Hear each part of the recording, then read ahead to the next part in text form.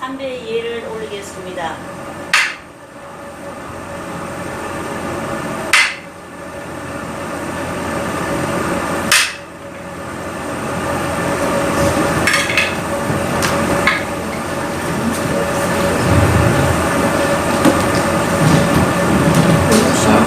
기계비 합시다. 생겨내고 소멸해도 아무것도 아니고 영혼도 아니고 오는 것도 아니고 가는 것도 아니고 다른 것도 아니고 같은 것도 아니고 오직 법을 가르치신 분 완전한 깨달음을 얻으신 선생님들 가운데 가장 훌륭한 설법자인 당신께 경의를 표합니다.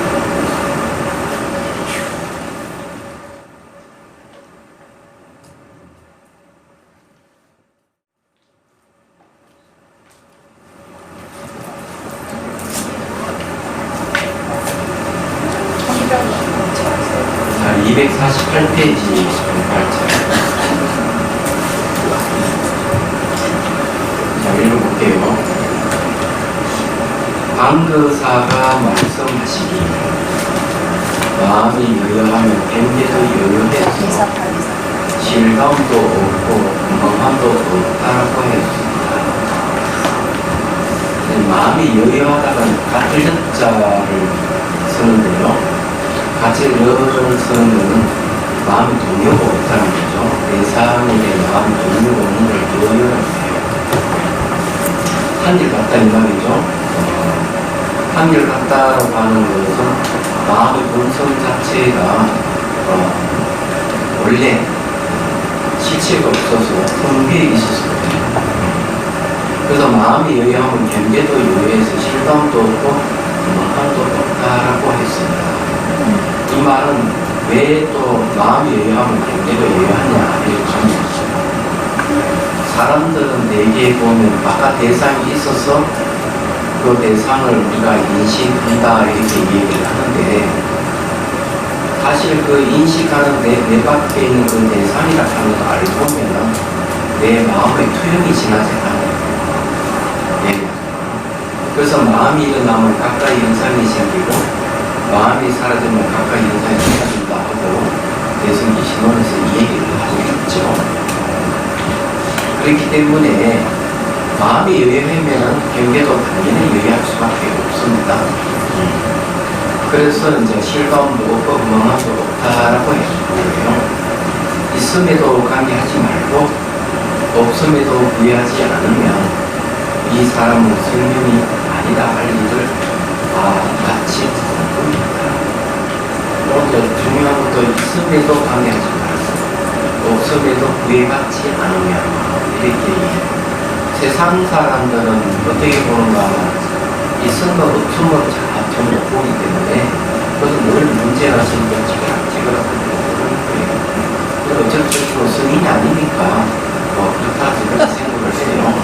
성인이라면 찌그락찌그락 할 게 뭐가 있겠어.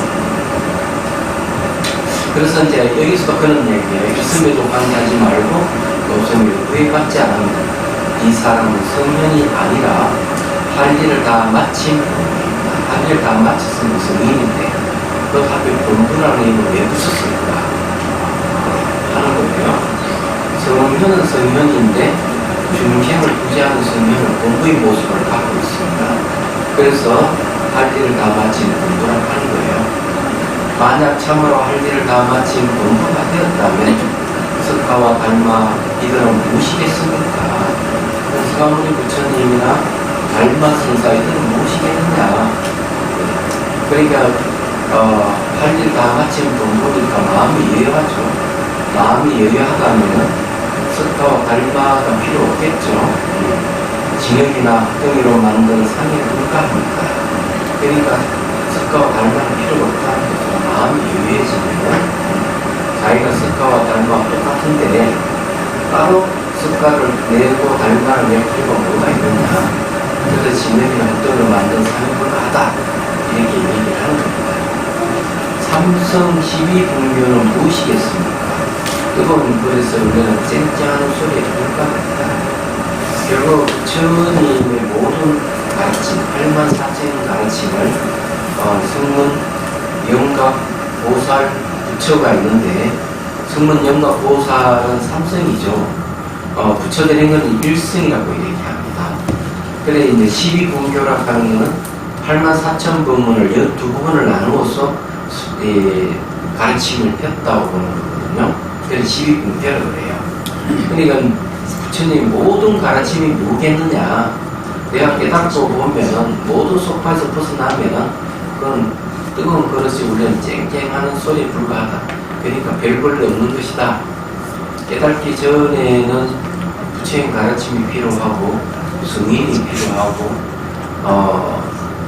부처님이 필요하지만 내가 깨치고 보면 부처님도 필요 없고 성인도 필요 없고 부처님 가르침도 필요 없다 이런 이야기예요. 왜 그럴까? 자기가 서가모니 부처님이나 달마선사와 똑같고 자기 말 한마디 한마디가 그대로 서가모니 부처님께서 말씀하신 가르침에 부합되기 때문에 굳이 따로 그것을 낼 필요가 없다 이런 소리와 같습니다. 얘기하자면 대단한 내용이에요. 그래서 이제 이런 게 이제 예를 들어 타 종교 같으면은 말이 안 되죠. 어느 감히 하나님 말씀을 그래서 우리는 쨍쨍 소리에 불과하다 그렇게 얘기하고 하나님이나 예수님은 이게 진에게 흑등이라고 같다 이렇게 얘기하면 어찌 되겠느냐? 난리가 날 거예요. 그렇잖아요? 그런데 거기에는 그런 차이가 있는 거죠. 자기가 하나님이 될 수 없고 예수님이 될 수 없어요. 그쪽 가르치면은 기독교의 가르침은 그런데 불교의 가르침은 자기가 닮아도 되고 부처가 될 수가 있다. 이런 가르침을 펴는 거예요. 이게 다른 점이에요. 이게 다르기 때문에 얼마든지 성인을 뛰어넘을 수 있다는 걸 얘기를 하고 있습니다. 그만큼 우리는 무한한 잠재력과 가능성을 가진 존재이기도 하고 모두 평등하게 보는 그런 마음가짐이 있는 거예요. 그래서 이게 사람들은 이 보면은 재산이나 권력이나 명예로서 자기를 높이고 거기에 반하는 사람들은 이렇게 말을 누르고 과시하고 갑질하고 그렇게 보통 하죠.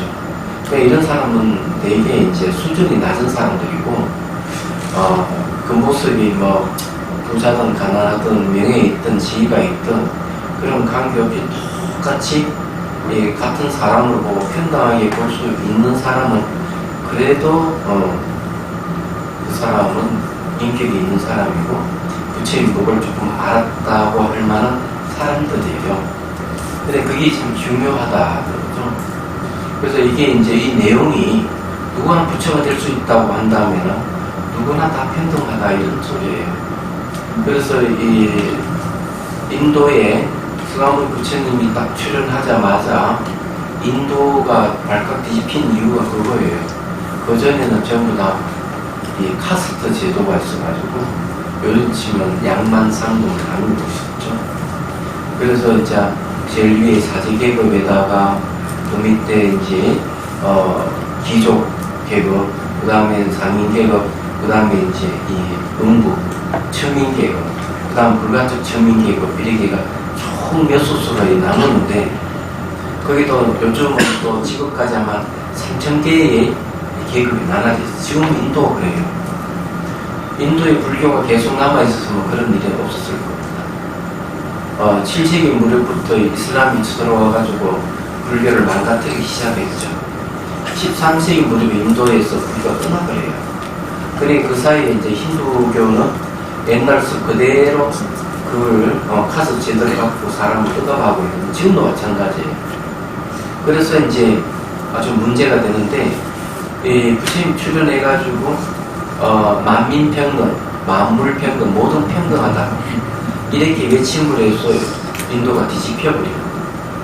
얘기하잖아요. 지금은 다시 이제 달라이라마 스님이 인도에 와가지고 불법을 펴고 있으니까 지금 다시 이제 불교가 살아나고 있는데 그 인도 사람들이 이제 불교를 어떻게 인식하고 있느냐? 불교는 쉽고 과학적이고 평등하고 이렇게 지금 인식을 하고 있어요. 그래서 이제 불가족 천민들이 막 30명, 40명 개종을 하는 거죠. 그래 힌두에서 그걸 막으려고 온갖 힘을 다 쓰고 그렇습니다. 그런데 이 불교 갖고 있는 특징이에요. 그래서 여러분들이 사물을 보거나 사물을 볼 때 이 부처님의 가르침대로 보기만 하면 어떤 문제도 생기진 않아요. 얘기하자면 그런데도 불구하고 뭐가 자꾸 찌그러거리고 하는 건 마음에 그런 뭔가 있어서 그런 거거든요. 트라우마가 있든지 잘못된 견해가 있든지 수준이 낮든지 그러겠지. 그래서 이제 거기서 우리가 벗어나서 공부를 해야 돼요. 여기 내용도 좀 그런 내용을 좀 담고 있어요. 방거사라는 이 거사님이 스님도 아닌데도 불구하고 대단한 깨달음을 가지고 계신 분입니다. 그래서 대선사가 방거사의 말을 인용해서 이렇게 얘기를 하는 거죠. 이 방거사는 어마무시한 재산을 가진 요즘 말하면 재벌의 수준을 갖고 있는 사람이었어요. 그러다 법문을 듣고 깨친 바가 있어가지고 재산을 전부 다 저기에 장갑에다가 양장하게 쳐넣어버렸습니다. 그리고 이제 가족들이 전부 다 아주 가난하게 살고 그랬죠. 얘기도. 그리고 밥 갈고 그런 거 아주 편안하게 그렇게 살았어요. 근데 이분 가족들은 전부 다 도인이야. 자기 부인도 도인이고 자기 딸도 도인이고. 예. 그래 이제 뭐 도인 가족이라고 보면 틀림없습니다. 자, 강설부보죠. 방은 거사의 말을 인용하였다. 방거사는 마조선사의 제자로서 선의 눈이 충결하여 당나라 때 선불교에 상당히 영향을 끼쳤던 사람이다. 모든 경계는 사람 마음에 따라 좌우된다. 진실로 마음이 여여하다면 경계는 아무리 어지럽고 복잡하더라도 결코 어지럽고 복잡한 것이 아니다. 그럼도 모든 경계는 소망하지도 않지만 실감한 것도 아니다. 경계가 아무런 문제가 없는데 사람이 그 경계에 빠져서 정신을 잃고 호적되는 것이 마치 물에 빠진 사람이 물을 마시면서 들락날락하는 것 같다. 그러므로 모두 경계의 이성과 없음이라는 상대적 문제에 초탈하여 구속되지만 않는다면 참 성공은 끝이 없다. 굳이 성인이, 동문이, 도인이, 조산이 할 것이 없다. 그저 할 일을 다 마친 사람일 뿐이다. 만일 그와 같은 도를 가진 입장이라면 습관과 달마는 무엇이겠는가? 또한 그들의 슬픈 온갖 교수는 무엇이겠는가? 그에게는 한낱 흙덩어리, 돌덩어리, 나무 토막일 뿐이며 순식간에 스치고 지나가는 들릴 듯 말 듯한 작음에 불과하리라. 참고로 방거사의 개성을 모두 이끌어보면 다음과 같다. 이 방거사의 개성을 한번 보죠. 자, 밑에 번역본을 보면 좋겠습니다. 다만 스스로 만물에 무시하면 만물에 둘러싸인들은 무엇이 방해되랴. 철로 된 손은 사자물을 건네지 않으니 법사 나무로 된 사람이 그림 속의 새를 본 것 같다. 자, 나무로 된 사람이 그림 속의 새를 본들 아무 의미가 없는 거죠. 나무로 된 사람은 본래 정이 없었어. 그림 속의 새가 나무로 된 사람을 보되 놀라지 않네. 마음과 경계가 여하게 일할진데 깨달음을 이루지 못할 것 어찌 염려하라. 대단한 경지에 오른 분이네요. 또 우리가 이렇게 살아요. 우리는 전혀 많이 못 살아요. 100년도 채 못 사는 인생에 한이 급이하잖아. 잠으로 급이하고 잠에서 깨면 또 온갖 또 이권 다툼에 다 급이하고 이렇게 살고 또 그렇게 10년, 20년, 30년 살고 똑같은 패턴 계속 반복되는 거예요. 삶 자체가 같은 게 반복되고 죽어서 태어나도 똑같아. 계속 반복되는 삶에 다시는 눈을 크게 뜨면 별 의미가 없어요. 그 지식독과 사람들 의미가 없어요. 제가 사진 찍기를 상당히 좋아하는 사람이지만 사진기를 들고 막 사진 찍으러 돌아다니고 그러질 않아요. 사진 찍는 건 좋아하는데 제가 물 건너가면 이제 성지순례 한번 사진을 찍어요. 혹시 그것이 나의 교육상 또는 자료로서 물려한 도움이 될까? 싶어서 찍는데 제가 아주 좋은 카메라를 가지고 있어도 그걸 가지고 다니면 찍지를 않습니다. 왜 그런 줄 아세요? 그만하기 때문에 그래요. 그거 다 알아요. 얘기하잖아. 의미가 없다 하는 거. 그래서 이제 저는 벌써 옛날부터 알았어요. 그래서 저는 이게 송강사 때도 그냥 내 문밖 출입도 안 해요. 왜냐하면 별 세상에는 관심도 없고 별 의미가 없다 하는 걸 알기 때문에. 그래서 가장 즐기는 건 늘 책을 보고 강의 준비를 하고 이런 것에 상당히 재미가 있고 좋아해요. 얘기하자면. 근데 인생이라는 걸 알고 보면은 진짜 아무것도 아닌 걸 가지고 그 굉장히 큰 의미를 부여해가며 사는 사람 많이 있는데 사실은 의미가 없어요. 이 세상은. 그래도 의미 없는 세상에 그래도 이제 의미를 붙이고 사는 게 그나마 다행이라고 생각을 해요. 근데 이제 중요한 거는 자유로워야 된다. 이제 경계에. 여기 내용이 지금 유보학 연수에게 이야기하는 내용이 뭐냐면 자유로워야 된다. 이 얘기를 하고 있습니다. 자유로워야 되는데 당신이 지금 수행하면서 이런 자유로운 경계가 있느냐 이걸 좀 얘기를 하고 있어요. 자, 다시 한번 보죠. 그대가 이미 불법 문중에서 스스로 믿어서 의심이 없으니 이것은 작은 일이 아닙니다. 요컨대 생소한 것은 익숙하게 하고 익숙한 것은 생소하게 해야 비로소 이 일과 더불어 조금 합해질 것입니다.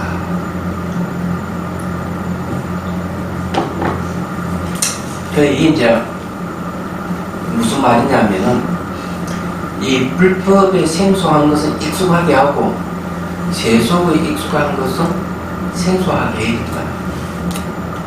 저는 살아보니까 그렇더라고요.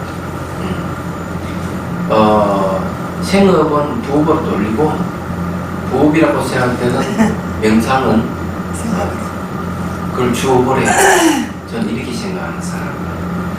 어차피 사는 것은 먹고 살만한 건데요. 거기에 둘을 많이 가진들 어차피 못 가져가, 죽을 때 가져갈 수 없어요. 명예를 가져도 가져갈 수가 없습니다. 아무 의미가 없어요. 오히려 그런 게 있으면 남에게 베풀며 사는 것이 훨씬 보람되고 좋은 일이고요. 얘기하자면 그 여유가 있으면은 명상을 해야 돼요. 수행을 해야 돼요. 그게 제일 좋아. 말하자면 그 외에 가치 있는 건 아무것도 없습니다. 여러분 다 살아봤잖아요. 똑같이요. 집에 가서 어디 가봐도 똑같습니다. 그나마 이제 세상 사람들이 조금 여유를 가지기 위해서 뭘 하는가 하면은 이제 여행하는 거. 여행을 좀 하면서 근데 여행 자주 하다 보면 역시 그것도 여기에 사나 거기 사나 똑같다고 다 알게 됩니다.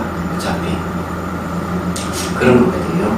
그래서 오로지 이 세계가 전부 마음에 의해서 이루어지는 거라면은 자기 마음을 살펴서 마음을 깨달으려고 노력하는 게 아주 중요한 일이에요. 그보다 더 중요한 일은 세상에 없는 살펴보면 어차피 나이가 들어가는 거고 저도 나이가 꽤 많아요. 꽤 많기 때문에 일이 많아지면은 이제 깜빡깜빡 잊어버리기도 하고 그래요. 일이 많은 거 이거 근데 잊어버렸네. 한번 벌 지나가 버리고 없어요. 그래서 그전에는 그런 일이 없었는데 이번에 그런 일이 하나 생겨서 결제방을 짜야 되는데 결제방을 짜려고 하면은 그 전날 동화사 가야 되거든요. 그래 간다고 그 전날 전화를 받았는데 그 다음날 행사를 하고 난 뒤에 깜빡 잊어버렸어. 그 전화를 받고 가려고 하니까 벌써 시간상 안 되는 거죠. 그래서 그 다음날 이제 방향생 법문하는 날, 종경생 법문하는 날 가서 이제 인사드리러 갔더니만 주의 스님하고 윤화 스님이 왜 오지 않느냐고 그렇게 얘기를 하는데 할 말이 없어요. 할 말이 없어요. 깜빡 잊어버리는 거예요. 그래서 이제 이게 잊어버리는 게 일이 많으면 잊어버리기도 하지만 이 기운하고 관계 있어요. 몸 기운이 빠지면은 잊어버립니다. 예. 그래서 여러분들도 몸이 기운 빠지기 전에 명상해야 돼요. 명상. 생사에 따라하려고 노력해. 다른 건 다 지엽적이 다 의미가 없어. 얘기하자면. 그래서 여기에 이제 얘기는 아주 중요한 걸 코칭을 해줬습니다. 세속에 익숙한 것은 생소하게 하고 불법을 생소한 것은 익숙하게 해라 라는 거죠. 그러면은 이 깨달은 일과 더불어 조금 합해진다 이제 이렇게 얘기하는 거예요. 자, 그 다음에 무비스님 말씀 들어보죠. 참선 공부에는 보림이라는 공부가 또 있다. 깨달음을 얻고 나서 그 깨달음을 잊어버리거나 깨달음에 퇴보하지 않도록 잘 보호하여 지키는 공부다. 이 편지를 받은 유보학은 참선 공부자 상당히 견디 이런 사람이라는 것을 짐작할 수 있는데 이 사람이 다시 해야 할 공부가 곧 보림 공부다. 대승사가 늘 강조하는 생소한 것, 덜 익은 것은 점점 익숙하게 하고 익숙한 것은 생소하게 낯설게 하는 것이 곧 그것이다. 설사 깨달음을 얻었다 하더라도 오랜 세월 동안 살아온 세속적 습기가 너무 많고 그 습기에 푹 있기 때문에 그것을 익숙한 것이라고 하고 깨달음기는 세세생생에 처음 경험한 일이기 때문에 그것을 생소한 것이란다. 그러므로 참선 수행이나 한번 수행에 들어섰으면 죽음에 이르더라도 끊임없이 정진하고 더 정진하는 삶이다. 그래야 진여와 조금 합해질 것이다. 진여라 하는 우리 마음의 본성을 이야기하고 모든 존재의 근원을 진여라 합니다. 참진자 같을 여자인데 우리 마음은 물질이 아니기 때문에 모양도 없고 색깔이 없어요. 마음의 본성은 험하게 바뀌고 이런 일이 없기 때문에 참답다. 그런 마음 자체가 원래 움직이는 성질이 없어요. 외부에 영향받아야 움직이거든요. 그래서 그 마음 본성 자체가 움직이는 게 없기 때문에 여유하다 그래요. 그래서 참답고 여유하기 때문에 진여라고 하는 거죠. 요즘 말하면 생로병사가 없다 이런 이야기예요. 그건 다 똑같아요. 그 모습은 다를지 모르지만 마음은 모양도 없고 색깔도 없기 때문에 부처님의 마음이나 달마스님 마음이나 여러분들의 마음이나 다 똑같습니다. 같은 마음이에요. 마음은 본성은 같다는 거죠. 근데 이 마음도 둘로 셋로 쪼개질 수도 있어요. 쪼개지는 마음을 가지면 좀 곤란하겠죠. 그래서 이 범부가 마음이 쪼개지면 문제가 생기는데 이 성인들은 마음이 이래저래 몇 개 쪼개져도 아무 문제가 없어요. 그래서 그게 팔치보살 이상이 되면 이 분신을 나타내는 거죠. 자기 몸을 셋도 넷돌에 막 나누어요. 사자 빈신 비구니 스님 같은 경우는 한경에 보면 몸을 10개를 만들어가지고 각각 도사를 분문하는데 분문 내용이 각각 달라요. 그 말은 뭘 얘기하는가 하면 그렇게 마음을 나누어도 별 문제가 없다는 것이죠. 노선 민가 이야기 책에 보면 거기 보면은 웬 남자가 죽으면서 두 여자를 너무 사랑해가지고 애랑 죽을 때 애랑 여자 쪽 반은 또 그 반은 B라는 여자 쪽으로 나눠서 간 거예요. 그러니까 태어났는데 정신지체 장애인으로 태어났어요. 그 얘기 하고 있어요. 이 말은 마음이 둘로 나눠질 수도 있다는 얘기. 그렇지만은 그는 음력에 의해서 그래 되지만 마음의 본성은 똑같습니다. 얘기하자면. 그래서 이제 이 티베트에서도 큰 고승이 죽을 때 다음에 태어날 때 보면 불명시명으로 나눠서 태어난 사례가 있어요. 얘기하자면. 그런 것도 있다는 걸 여러분 이해를 하셔야 돼요. 자, 어쨌든 이 마음의 본성은 바뀌지 않는다. 이런 뜻입니다. 자, 그 다음에 이제 본문 보죠.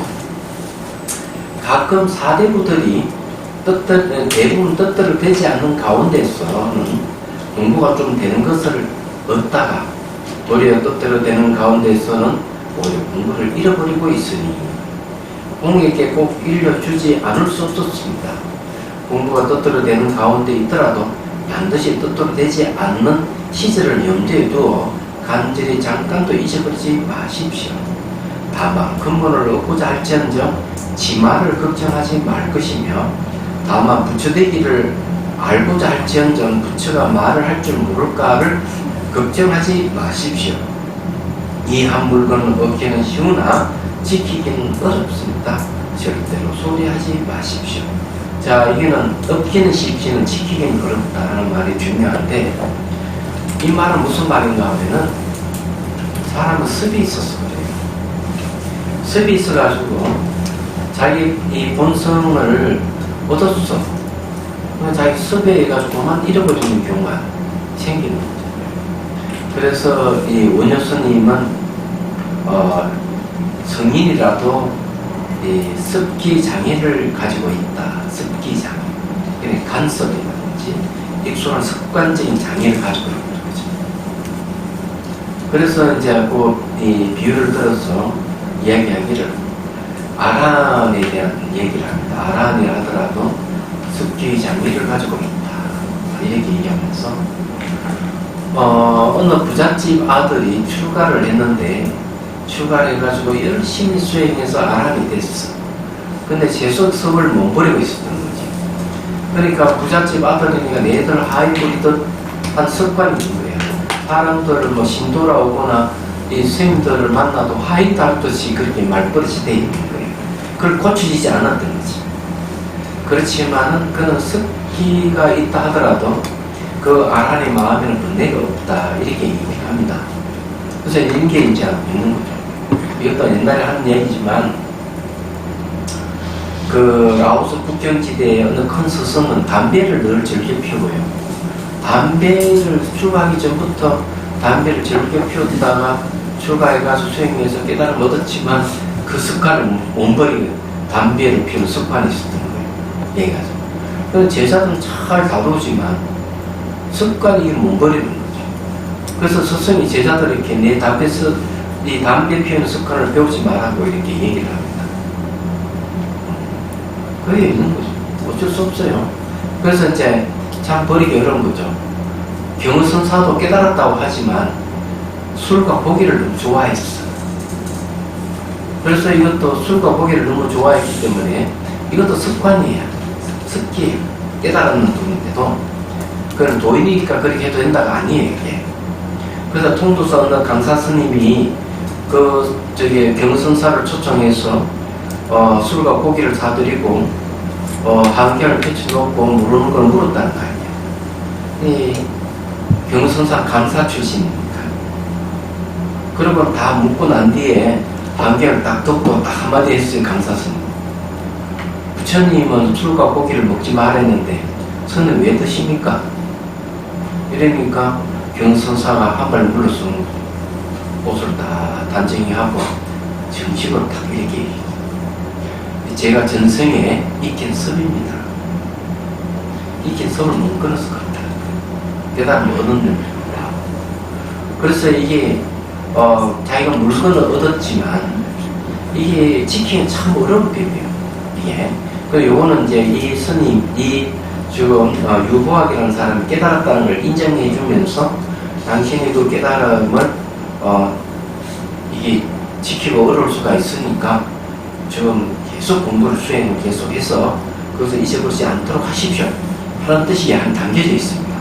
말하자면은 근데 깨닫는 사람도 습기 장애가 있는데 한번 문제 겨우 깨달아서 있는 사람이 지키기가 얼마나 어려운지 알 수가 있죠. 그래서 대선사가 코칭을 해주는 거예요. 그렇게 하면 안 된다고. 자, 그 다음에 강설을 본 거죠. 뜻대로 되지 않는 것이란 공부하기가 어려운 사항이다.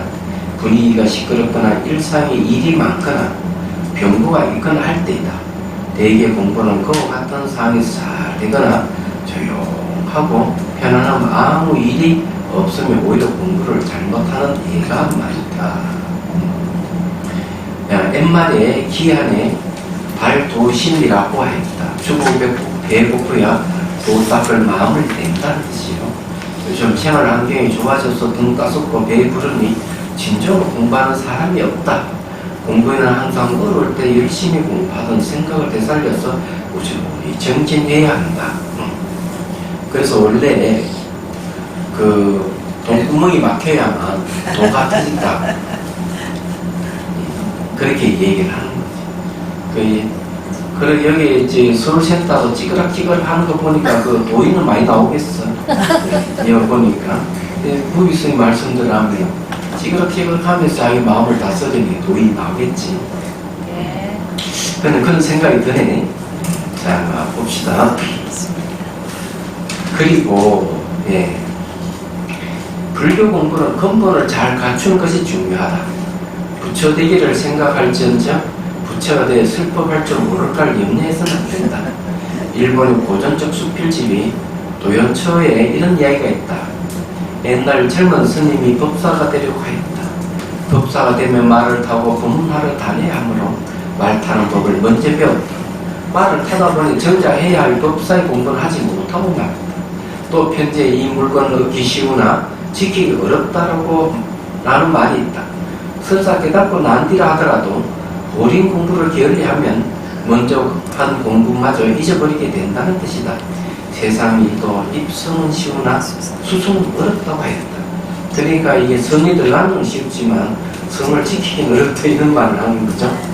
그 앞에 이제 이 도연처에 나오는 얘기 보면은 이제 법사가 되면 말 타고 법문하러 다녀야 되니까 이제 법사가 되기 전에 이제 말 타는 법부터 먼저 배웠어요, 이 사람이. 그럼 말 타는 법부터 배웠는데 막 법사의 공부는 못 해버렸다는 거죠. 그래 이것도 정말 들을만한 얘기예요. 우선 이제 부처 되면 말 못할까 염려하지 말고 여기 부처 되기를 생각할 만 해라. 지금 이렇게 얘기하는 게 바른 얘기입니다. 수행하는 사람도 마찬가지예요. 엄마한테 눈을 자꾸 돌리면 안 되고 오직 하나에 딱 그냥 매진을 하셔야 돼요. 그래야만이 이제 공부를 제대로 할 수가 있다. 이런 거고요. 자, 이게 참 재밌네요. 자, 본문 봅니다. 오른쪽이 처음과 끝을 바르게 해서 넓히고 채운 뒤에 가서 공부의 여유로움이 생기면 그 힘을 다른 사람에게 미치게 하십시오. 그대가 이미 얻은 바는 한쪽 목표에 머물러 있을 수는 없습니다. 생각하건대 일상생활 속에서 억지로 마음을 일으켜 붙잡으려고도 하지 말고 마음을 오목처럼 만들어서 생각을 잊어버리려고도 하지 마십시오. 자, 여기 이제 일상생활 속에서 이게 마음을 어떻게 써야 되느냐, 억지로 마음을 일으켜 붙잡으려고 하면 안 되고 그것도 마음을 고목처럼 만들어서 생각을 잊어버리려고 하면 안 된다 하고 충고를 하고 있어요. 이건 상당히 중요한 이야기입니다. 그러면 제일 좋은 방법이 뭘까? 제가 이것도 옛날에 하는 이야기인데 요즘 또 동양주가 그런 것 같아서 밥이 이게 좀 풀풀 날리고 대다 이러면은 좀 죽밥 비슷하게 만들어서 나와요. 이게 너무 이게 죽밥 같다 이러면 또 막 또 되게 하는 거예요. 그럼 이게 왜 그렇게 되는가 하면 이분은 그 중간을 모르고 있는 거죠. 유와 무 둘 중에 하나예요. 이것과 저것 둘 중에 하나거든. 사람들은 이 사고라 하는 것은 이게 단련을 안 하면 이게 그런 거예요. A 아니면 B다, B 아니면 A다. 이런 양극단적인 생각을 하는 거예요. 그 중간에 생각을 못 해요. 사람들은요. 말하자면은. 그렇기 때문에 이게 이제 문제가 될 수가 있는 거예요. 그 여기에서도 지금 양극단을 억지로 마음을 일으키는 거나, 그 다음에 마음을 갖다 고목처럼 생각을 잊어버리게 하는 거나, 이건 양극단이에요. 얘기하자면. 그래서 이게 이제 이런 생각을 딱 버려야 됩니다. 억지로 마음을 일으키는 것도 오히려 불편하지만은 마음을 고목처럼 그냥 하는 것도 굉장히 불편해요. 마음은 물 흐르듯 자연스럽게 하는 게 제일 좋은 거죠. 얘기하자면. 요번에 걷기명상을, 한강을 걷다 걷기명상을 할 때도 요번에 하나 더 첨가된 게 그 한강을 바라보면서 명상하는 시간을 또 요번에 또 넣었더라고요. 그래서 제가 또 다시 첨부했어요. 거기다가 제가 제일 앞장서야 되니까 볼 때는 보려고 하지 말아라. 들을 때는, 소리를 들을 때는 들으려고 하지 말고, 몸에 느낌이 있더라도 느끼려고 하지 말고, 감정의 생각이 일어나더라도 이걸 억지로 알아차리려고 하지 말아라. 여기 그렇게 하지 말고, 그럼 어떻게 해야 되느냐? 보이면 그냥 보고, 들리면 그냥 듣고, 자연스럽게 하라는 거지. 느낌상 느낌이라고 알아차리고, 감정의 생각이 올라오면 자연현상으로 내버려 두라는 거야.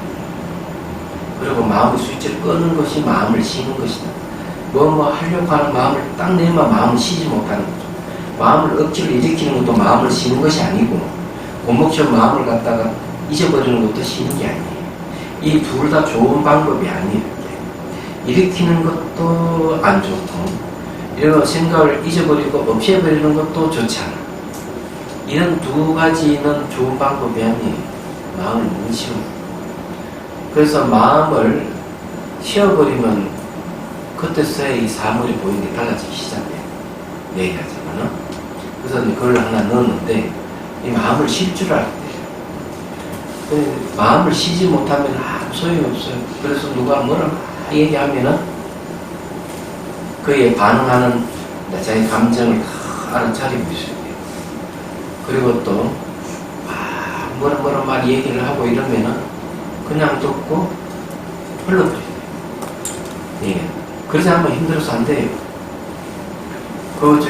극기명상할 때 누가 그런 얘기를 하더니, 요 창경궁에서 하니까 층감 소음 때문에 고생했는데 애가 막 뛰노고 이러니까 스트레스 빠지고 스트레스 생기고 막 이래 했는데, 그게 소리 무상관찰을 하고부터는 그런 소리 들어도 전혀 마음에 동요가 없다.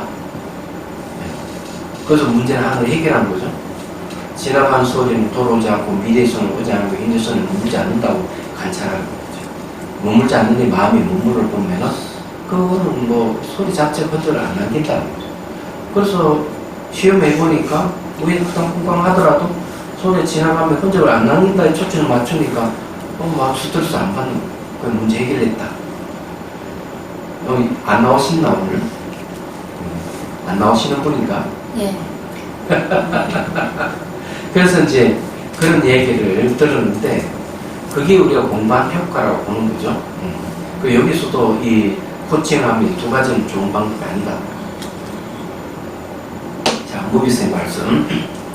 불교 공부의 바른 길은 상부부려하고 화중생하는 일이다. 그다음에 미없는 깨달음을 구하고 중생을 구제하는 길이다. 이건 이제 바꿔야 된다고 저는 봐요. 순서를 바꿔야 됩니다. 요 순서대로 하면은 어떤 일이 벌어지는가 하면은 위험한 깨달음을 구하고 난 뒤에 중생 구제한다, 이렇게 오해할 수가 있어요. 그래서 선방 스님들이 가서 우리 좀 지도해 주십시오 이러면, 내가 다 깨닫고 난 뒤에 내가 지도해 주겠다 이렇게 얘기를 하는 거예요. 그래, 이런 영향하고 관계가 있는 거죠. 그래서 하중생 상부구시, 이렇게 내가 중생을 구제하기 위해서 위없는 깨달음을 구한다, 이렇게 맞는 얘기입니다. 자, 자신이 공부가 얼마가 되었든 공부한 그만큼 다른 사람에게 가르치고 전하는 것이 중요하다. 보시하고 싶다면 돈이 없더라도 보시할 것을 잘 살펴서 남에게 베푸는 것이 보시 정신이다. 불교 공부는 자신을 위해서 하는 것이 아니라 다른 사람을 위해서 하는 것이다. 정보를 바르게 배워서 자기 자신을 충족시키는 한편 그것을 다른 사람에게 해양하는 삶이 되어야 바람직한 불제자라고 할 수 있다. 그래서 이걸 순서를 바꿔야 돼. 하중생 상부거리. 그래, 이 내용이 맞습니다. 그래서 여기서도 이제 얘기하는 건 자기가 배운 만큼 남에게 가르치는 게 좋다. 다 배우고 남에게 가르친다는 그때는 덥다, 이런 거죠. 그래서 좋은 말이에요. 자, 근래에 들어 선도 불법이 매우 쇠퇴해져서 어떤 두찬 장로, 그리고 엉터리 같은 스승이죠. 두찬 장로는 근본의 수도를 깨닫는 바도 없고 업식은 망망하여 의할 만한 바탕도 없으며 실제로 기량도 없으면서 배우는 사람들을 끌어들이고 있습니다. 그래야 모든 사람들 하여금 자신과 같이 깜깜하게 눈을 꼭 감고 있게 하면서 묵묵히 항상 비추고 있는 것이라고 합니다. 이게 이제 안 되는 거예요. 이보다 더한 것도 있어요. 요즘 이보다 더한 거는 뭔가 멍하게 있으래요. 멍때리기. 멍을 때리면서 가만히 있으래요. 그보다는 눈 감고 멍이 비추는 것이 낫습니다. 오히려 멍하니 멍 때리고 있으라 하는 거는 올바른 방법이 아니죠. 그리고 여기서 이야기하는 거는요, 뭘 얘기하는가 하면은 이 명상수단이 없다는 걸 얘기해요. 명상수단이 잘못됐다. 수행수단이 잘못됐다는 걸 지적하는 거예요. 이제 요즘에 이제 이 명상하는 사람들도 수행수단, 명상수단이 무엇인지를 모르고 하는 사람이 많아요. 그 중에 이제 얘기하면은 명상수단 옆에 명상하는 게 하나 있고, 그다음 잘못된 명상수단을 쓰는 게 있습니다. 이 두 가지를 들어서 얘기를 할 수 있는데, 제가 이런 이야기 하도 많이 얘기했어요. 또 들으십시오. 자, 멍때리기 명상은 명상수단이 없어요. 그러니까 명상수단은 뭐가 필요하냐면은 인식 기능이 들어가 있어야 되거든요. 그러니까 판단 기능이 들어가 있어야 되고 비판 기능도 들어가 있어야 돼요. 인식 수단에는. 그래 그게 없는 명상 수단은 명상의 결과가 없습니다. 얘기하자. 이제 잘못된 명상기를 들었으면 뭔가 마음이 망가져요. 그래서 이제 그저께 저게 명상 한강 걷다에 그 기자 간담회가 있어서 참석했는데 한 기자가 묻더라고요. 요즘 멍때리 명상이 있는데 자기가 보기에는 분명히 이 잘못된 것 같은데 꼭 집어서 얘기를 할 수가 없다는 거지. 또 나보고 한마디 얘기 좀 해달라 해서 제가 얘기를 했습니다. 멍때리기 명상은 명상 수단이 없는 명상이기 때문에 해서는 안 된다. 그래서 멍한 상태를 유지를 하는 것이 명상으로 치부되기 때문에 멍하게 있으면 두뇌는 시을는지 모르지만 지혜가 개발해야 됩니다. 판단 기능이 없기 때문에 무슨 일이 딱 생기면 일을 처리할 능력이 없어집니다. 그래서 대한민국 모든 사람들이 멍때리 명상에서 어느 수준에 올라갔다고 생각되면 대한민국은 망하고 없다고 되겠어요. 그때는 아마 옆에 나라에 변압되거나 나라가 망했을 그때 극단적으로 얘기하면 그렇다. 그래서 이제 그거 안 된다고 얘기를 했습니다. 이게 지금 그런 게 유행하고 있다는 것 자체가 불행스러운 일이에요. 그래서 이건 좀 얘기할 필요가 있는데,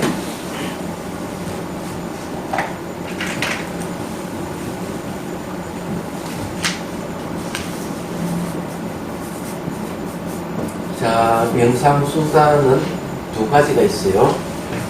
하나는 직관이 있고, 하나는 추리가 있습니다. 이 명상수단이에요. 그 추리는 자유통찰하는 거예요. 자, 직관은 대개 이제 알아차림이 직관입니다. 잘 안 나오네. 잘 안 나오면은 원래 있구나.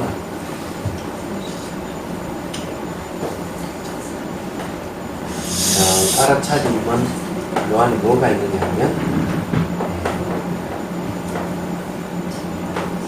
판단 기능이 있고 비판 기능이 있어요.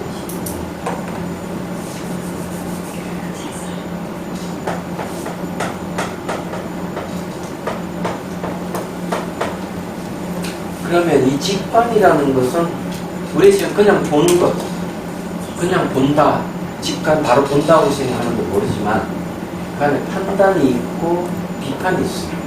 그럼 이 사회 통찰하는 것도 똑같습니다. 그러면 직관과 추론의 차이가 뭐냐? 이 둘의 차이는 뭐냐면은 양적 차이는 있다. 그러나 질적 차이는 없다. 질적 차이는 없다. 이렇게 얘기해요. 양적 차이는 뭔가 하면 알아차리면 머리로 생각하지 않고 바로 판단하고 비판할 수 있는 기능이 안 들어가 있어요. 추리는 당연히 내 머리를 써서 판단하고 비판하는 거예요. 예예죠. 그렇기 때문에 양적 차이는 분명하게 있지만 질적인 차이는 똑같다고 보는 것이 직감과 추리예요.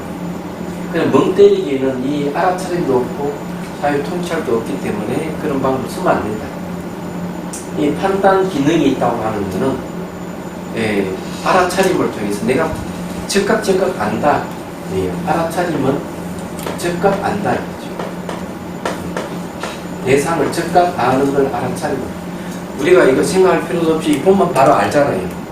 이게 보기만 하면 아는 건 전부 다 알아차림 속이에요. 이것을 단련시키면은 감각, 감정, 생각 이런 걸 알아차릴 수가 있어요. 그 마음의 본성을 알 수가 있어요. 알아차림이란 대단한 거예요. 그래서 근데 어떻게 질적 차이가 없어요? 똑같이 직관과 추론은 똑같이 판단 기능과 비판 기능 같이 갖고 있으니까 그 질적 차이는 없어요. 똑같이. 양적 차이는 이거는 머리를 쓰지 않고 이 머리를 쓰기 때문에 양적 차이는 있어. 그러면 머리를 안 쓰는, 머리를 쓰지 않고 바로 알아차림을 통해서 비판도 하고 판단도 해요. 그러면 양적, 그래서 양적 차이 부피. 부피. 네. 그러니까 이게 머리를 쓰는 거, 추리는 머리 쓰는 거, 머리를 안 쓰는 거. 글쎄, 근데 양적 차이는 있어. 머리를 쓰는 거하고 머리를 안 쓰는 건 양적 차이는 있어. 네. 근데 그렇지만은 똑같이 판단하고 비판하는 똑같아. 다 같이 있어. 그렇기 때문에 이걸 알아요. 그래서 멍 이제 때리기에는 이게 없다는 얘기잖아요. 예? 멍 때리기를 하면 이게 없다는 얘기잖아요. 멍때리 자체에 이런 게 없어요. 그러니까요. 없으니 그거 하면 안 된다는 거지. 그거 해가지고는 안 된대요. 멍한 상태를 키우면은 금망증이 생겨요. 지혜가 그 판단 기능이 없어져. 머리 쓰지도 못해. 얘기하자면 판단 기능, 비판 기능이 다 없어지는 거예요. 그래서 그런 거 하면은 무슨 사고가 딱 생길 때 본인이 뭔지를 알 수가 없고 그것을 처리할 능력이 안 생기는 거예요. 그렇게 하니, 그러니까 대한민국 사람들이 이걸 다 배워가지고 멍때리기 고수가 된다면 대한민국이라는 이름이 없어진다. 지구상에. 바보가 되는 옆 나라에 다 잡아 먹힐 수가 있어. 그걸 하면 안 된다 이 말이에요. 근데 그 다음에 또 한 가지, 음악 명상도 하면 안 돼. 음악 명상을 한다면서 뭔가 아무 음악에 다 그냥 맡겨버리면 그것도 똑같이 판단 기능도 없고 비판 기능이 없어요. 그게 명상 수단이 없는 거예요. 명상 수단이 없기 때문에 거기에는 의식 깨어나는 것도 없고 지혜가 개발이 안 돼요. 마음의 고요함은 더더욱 없습니다. 그렇게 되면 역시 뭐가 생기느냐, 이 건망증이 생겨요. 실제로 그 사람을 만났어요. 만나가지고 차를 타고 가는데 옆에 어머니가 이래 가느라 저래 가느라 자꾸 지시를 해주길래 왜 어머니 지시를 받느냐, 젊은 사람이 왜 어머니 지시를 받느냐 이러니까 자기가 길치가 생겼었거든요. 길치가 왜 생겼나 이렇게 음악 명상을 해서 길치가 생겼어요. 음악 명상 어떻게 했길래 길치가 생기냐니까 너무 괴로우니까 음악 명상한 데가 음악에 그냥 자기 뭔가 말 다 맡겼어요. 그래 주위 사람 너무 잘한다 정말 그래 했더니만 막 길치가 생기거든요. 그래서 그분의 얘기를 듣고 이 명상 수단이 없어서 그렇구나 하는 걸 알게 됐어요.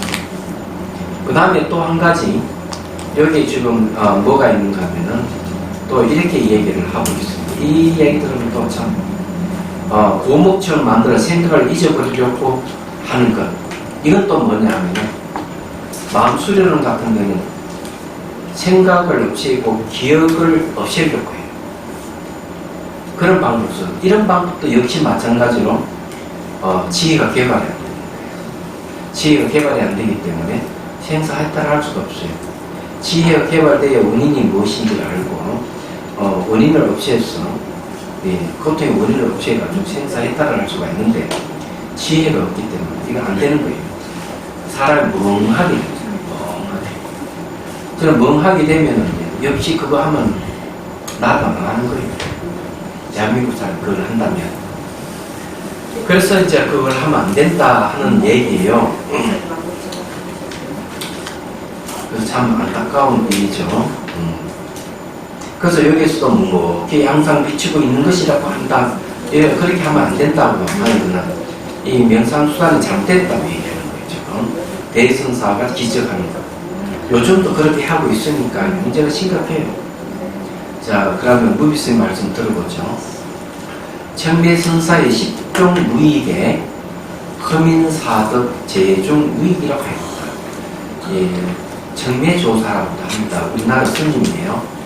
스승으로서의 덕이 없는 사람은 대중을 거느려도 이익이 없다는 뜻이다. 자, 이거 보면 제가 덕이 없다는 걸 압니다.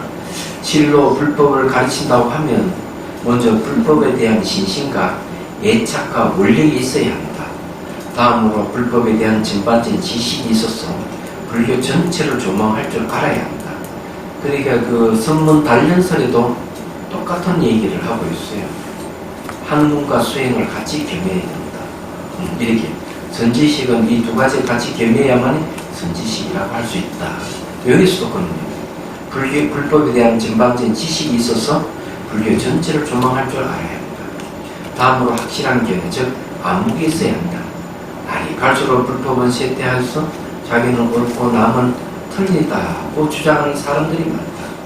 대선상 가만히 앉아서 눈을 감고 있으면서 사람의 본성품을 항상 고요히 비추고 있음을 가장 뛰어난 수행이라고 여기는 것을 지적하고 있다. 그건 잘못됐다고 지적한다는 거예요. 그렇게 가만히 있으면은 이 안목도 없고 아무 이익이 없다는 걸 얘기를 하고 이렇게 하면 안 된다는 거죠. 자, 255페이지 본문 봅니다. 은충이 이란 무리에게 무너졌으니 안타깝고 안타깝습니다. 은충은 이제 앞에 이제 대선사에게 코칭을 한번 받았지만 그 목조 사선에 빠졌다고, 그래서 자기는 참 안타깝다고 대선사가 지금 유보학 은수라는 사람에게 얘기를 하는 겁니다. 이러한 이야기도 그대가 만약 후자 무불성 화두를 깨닫지 못했다면 나 역시 말할 곳이 없었을 것입니다. 부디 천만만 안면을 무시하고 모진 수단을 써서 이 사람을 구원하십시오. 지극히 빌고 지급입니다. 그럼 왜 대선사 지가 그러면 가서 구원하면 되는데 왜 여기에 유보와 운수라는 사람에게 당신이 가서 좀 구제하라고 왜 했을까? 그 이유가 있어요. 이유가 있는데 그건 간단합니다. 이 대선사가 보다는 가깝게 유보하고 은수라는 사람이 이 은충이라는 사람하고 가깝기 때문에 그래요. 그래서 이런 얘기를 하는 겁니다. 그러나 반드시 꼭 한 가지 꼭 알아두어야 할 일이 있습니다. 이 사람은 청정하게 살아온지라 세상의 맛에 단박해진 지가 여러 해 되었습니다. 필시 이것을 집착과 기특함으로 삼을 것입니다. 만약 그 사람을 구제하고자 한다면 마땅히 그와 함께 같은 일을 해서 동사설이죠. 그로 하여금 기쁘게 했어. 마음에 의심을 갖지 않게 해야만 아마 믿고 기꺼이 머리를 돌리려고 할 것입니다. 정면은 유마거사입니다. 정면거사가 말한 먼저 그 사람이 좋아하는 것으로 끌어당기고 그런 뒤에 부처의 지혜에 들어가게 해야 한다라고 하는 것이 바로 이것입니다. 그리고 여기에 이제 은충이라는 사람은 어떤 사람이냐 이렇게 이제 얘기를 합니다. 이 사람 세상의 맛에 대한 단박한 지가 오래됐다는 거죠. 그래 단박한 세상의 맛이 단박한 것은 여기에 집착하고 있으니까 이 사람은 구제를 하고자 하려면은 이걸 잘 알고 이 마음을 탁 쳐줘야 된다 하고 얘기를 해주고 있는 거예요. 그죠? 그 세상 맛에 단박한 사람도 대단한 병기예요. 제가 볼 때는 단박하지 못한 사람도 대부분이니까.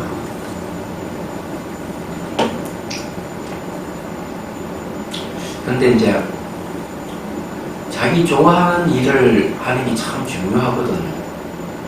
자기가 좋아하는 일을 하는 게 중요한데 자기가 좋아하지도 않으면서 마음을 내어가지고 뭘 하려고 그러면 하는 일마다 얼마나 힘들고 그런 게 상당히 많죠. 얘기하자면은 저기 뭐고 방송을 보다 보니까 그 유시민 작가는 자기는 절대로 대통령이 출마를 하지 않겠다고 이렇게 얘기했다는. 근데 이 사람 정말 그거 지킬 것인지 참 궁금해요. 저는 나설 것인지. 만일 정말 그걸 고수하고 절대로 안 나선다면은 이 사람 정말 글 쓰는 걸 좋아하는 사람이구나. 정치에 관심이 없구나. 이해할 건데. 그래가 딱 변심해가 딱 출마를 한다 그러면은 이 사람은 확실히 문제가 있는 사람이구나. 이렇게 이제 얘기를 할 수 있지 않을까. 이런 게 생각이 들어요. 얘기하자면. 그 관심이 저 사람 정말 그렇게 할 수 있을까? 이런 생각이 들어요. 그래서 제가 왜 그 사람을 생각을 했나 하면 그 사람이 보니까 시민중고등학교 나오는 거, 시민중학교 나오는 거 같아요. 보니까 거기는 저기 불교학교잖아요. 그죠? 그래서 가만히 들어보면은 조금 거기에 대해 조금 지식이 있는 것 같더라고요. 그래도 이제 글 쓰는 사람이니까 그런 그 사람은 정말 자기 초질이란 그걸 지킬 수 있는지 그걸 보고 싶어요. 저 사람이 어떤 사람인지 그런 것보다는 내년에 총선 있고 그 다음에 또 대선 있고 이러면 한번 지켜볼 생각을 합니다. 근데 주변에 그런 사람들이 많아요. 절대로 나는 술을 끊고 담배도 끊고 그러다 보면 또 어느 순간 담배에 손을 대고 술에 손대는 사람이 있거든요. 참 쉽지 않습니다. 얘기하자면.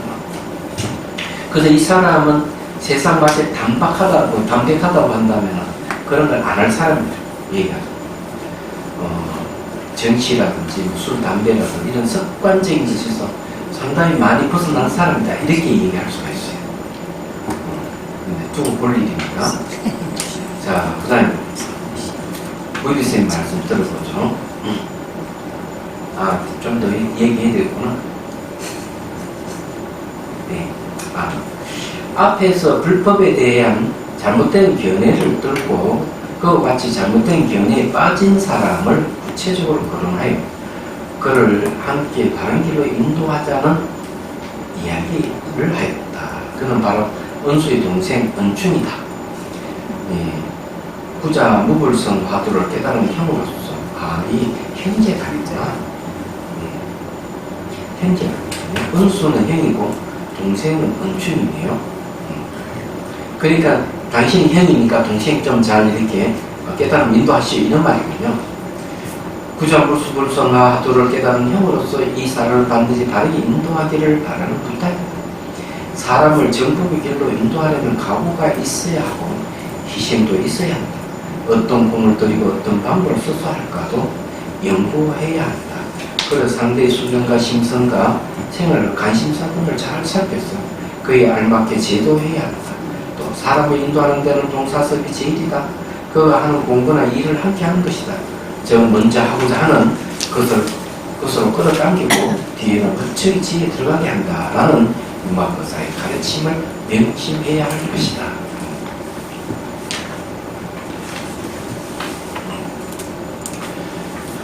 이 쉽지 않아요. 동사섭 하는 것도 대단한 일이라는 저는 생각을 해요. 자, 본문 봅시다. 부처님이 말씀하셨습니다. 법의 선호를 간사라의 지혜로서 분별을 하며 옳고 그름을 잘 살펴 정하여 법인을 어기지 마라. 차례대로 무변한 수행의 문을 세워서 모든 중생들로 하여금 일체의 욕을 끊게 하라 라고 하였으니 이것은 중생을 위하여 법칙을 만든 것이며 만세의 공복입니다. 하물며 이 사람 은충 바탕은 그대와 매우 다릅니다. 복을 지어서 천상에 태어나는 것은 반드시 영혼보다 먼저이겠지만 성불하는 것은 반드시 영혼보다 다 뒤에 될 것이다 라고 하는 말이 있는데 은중이 그런 사람입니다.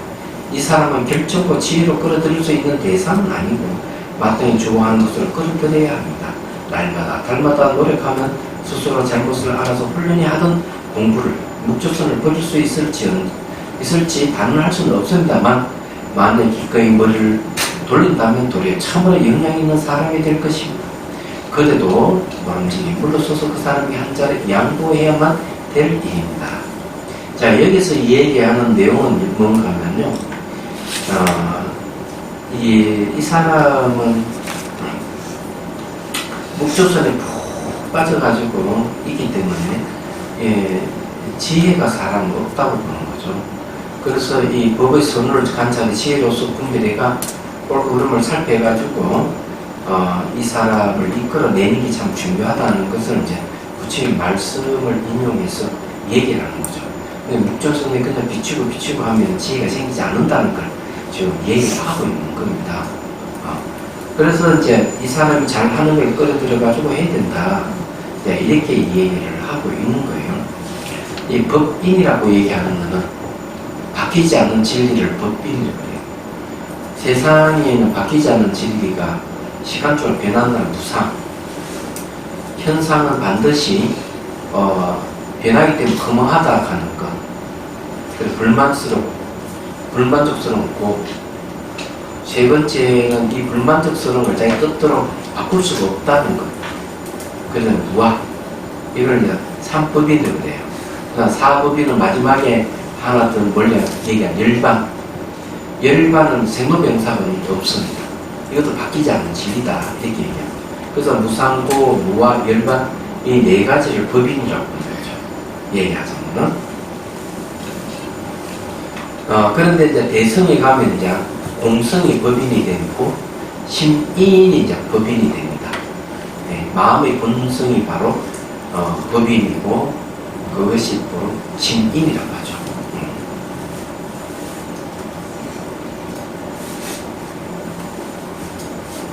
자, 이런 이야기 하니까 여러분들이 재미없죠? 이 얘기는죠. 깨달은 사람에게 충고하는 내용들이에요.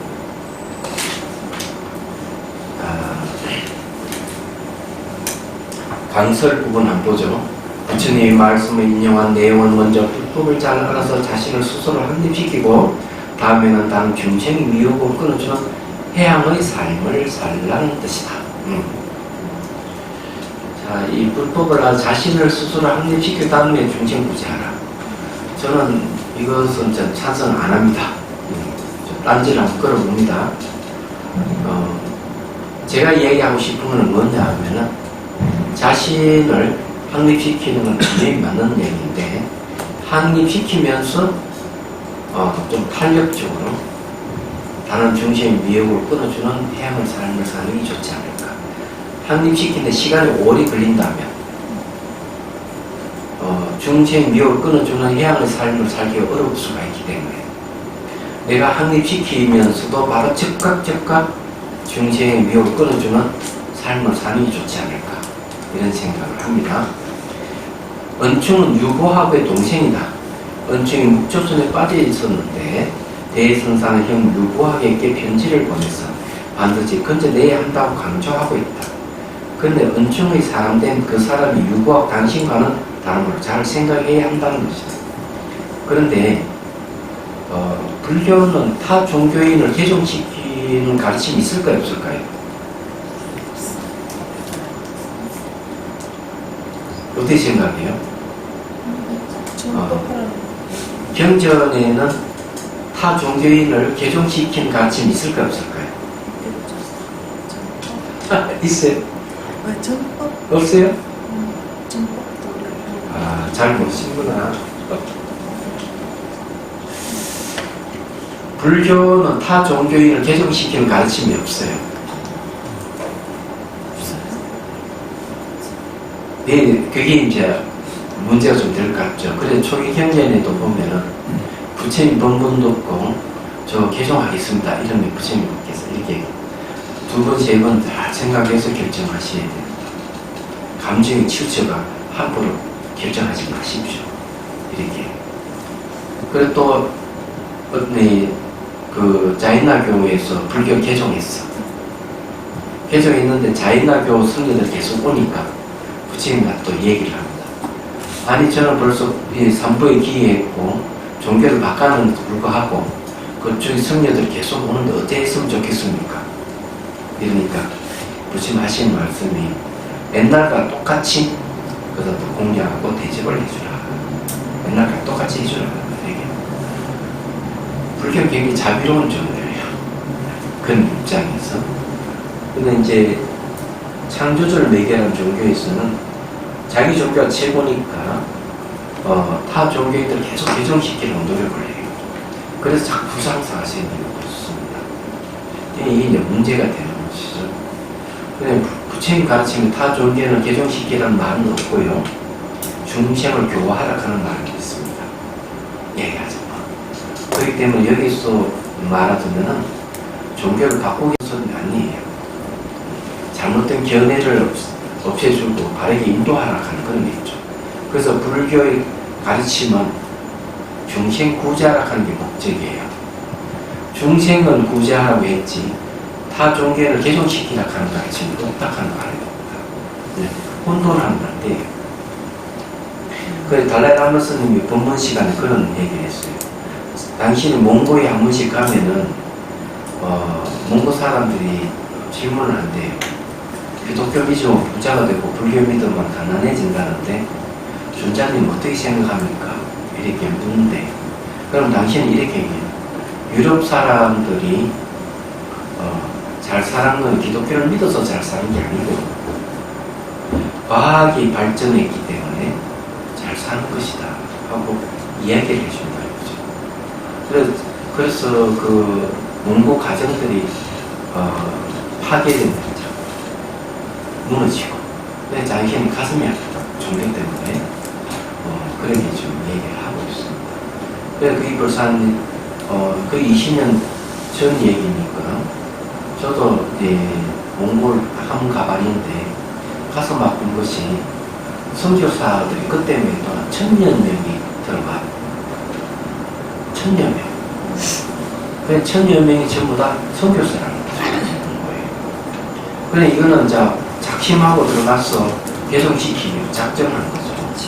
근데 이런 거는 좋은 모습은 아니라고 저는 생각을 해요. 그러니까 싸움은 납니다. 교육의 내용은 그런 건 아니다. 자, 여기서 사영문의 구사를 인용했는데 사영문은 남북조시대 때 북성의 유명한 시인이고 문제 때 영가군 태수로 있습니다. 그리고 맹이라는 사람은 희계군 태수로 있었는데 두 사람은 모두 독실한 불교 신자입니다. 사영문은 맹이가 정성을 다해 부처님을 섬기는 등 복을 지는 데 매달려 있는 것을 보고 그를 멸시했다. 어째서 맹이에게 천사에 태어나는 것은 그대가 반드시 나보다 앞서겠지만 성불하는 것 반드시 나 용보다 뒤일 것이다 라고 했고 맹이는 자존심이 매우 상하여 복수하고자 길을 엿보고 있었는데 결국 얼마 후에 사영문은 맹이의 모함으로 사형을 당했다. 자 여기서 얘기하는 게 무슨 말이냐면 은충이라는 사람은 복 짓는 걸 좋아하고 깨닫는 것은 먼저 하지 않는다는 얘기예요. 그 영문이라는 사람을 옛날 고사에 이끌어 와가지고 복을 지어서 천사에 태어나는 것은 이 영문보다는 먼저이겠지만 성부라는 것은 반드시 영문보다 뒤에 될 것이다. 이런 걸 이제 지금 인용한 거죠. 그러니까 혹시 여러분들도 그런 생각을 가지는지 모르겠어요. 복 짓는 일보다는 깨닫는 일이 더 급하지 않을까요? 그렇다면은 복 짓는 일을 주로 하지 말고 깨닫는 일을 주로 해야 됩니다. 그럼 복 짓는 일을 하지 마라 이런 얘기는 아니에요. 복을 많이 지으면 수행하는 데 엄청난 도움이 됩니다. 얘기하자면 복을 한쪽에 지으면서 거친 번뇌를 없애고 수행을 통해서 깨달음을 얻으면 돼요. 얘기하자면 자 오늘 여기까지만 하고 이건 다음 시간에 또 한번 더 얘기하도록 하겠습니다. 뭐 질문할 게 있으면 하십시오. 그러면 뭐 저는 접해보질 않았지만 명상 음악 같은 것도 네. 일종의 그렇게 음악에 빠지면 그렇게 되지 않을까요? 그 음악에 빠지는 거죠. 그거는 명상이라고 할 수 없는 거예요. 명상 수단이 없기 그러니까 때문에. 만약에 음악 명상을 하든 어떤 걸 하더라도 만약에 음악 명상 하더라도 이근원통법을 이제 활용을 해서 하는 그걸로 한다 그러면 뭘 인용해서? 이근원통 이근원통. 아, 그러면 그건 수행이 돼요. 그겠죠. 수행이 되는데 음악을 들으면서 이근원통하기는 좀 어려울 거예요. 왜냐하면 음악 안에 뭐가 있는가 하면 그 안에 흐름, 뜻이 있기 때문에 감정을 치고 하고 이러거든요. 그럼 그거 듣다 보면은 이근원통 못합니다. 그러니까 그냥 감정에만 치우치는 그게 어렵습니다. 예, 맞습니다. 그게 안 되기 때문에 그런 거죠. 되게 클래식을 틀어놓고 한다면 그럼 이건 어떻게 하기는 어렵죠. 또 다른 질문 없습니다.